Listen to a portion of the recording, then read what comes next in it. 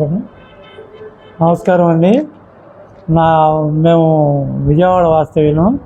నా పేరు ముద్దా సూర్యప్రకాశ్రావు, నా భార్య గిరిజ. ఇద్దరం అన్నవరం వచ్చాము. వ్రతం చేసుకుని మన బ్రాహ్మణ భోజనం కోసం వెతికితే పైన కొండ మీద మన నాగవల్లి కామేశ్వర శర్మ గారు పెట్టారు అని చెబితే మేము ఇక్కడికి వచ్చి భోజనం చేసాం. చాలా బాగుంది. నేను డోనర్ను కూడా అయ్యాను. చాలా చాలా బాగుంది. మన బ్రాహ్మణ భోజనం మన వాళ్ళకి దొరకాలంటే, అభివృద్ధి చెందాలంటే మనం దీన్ని పైకి తీసుకురావాలి.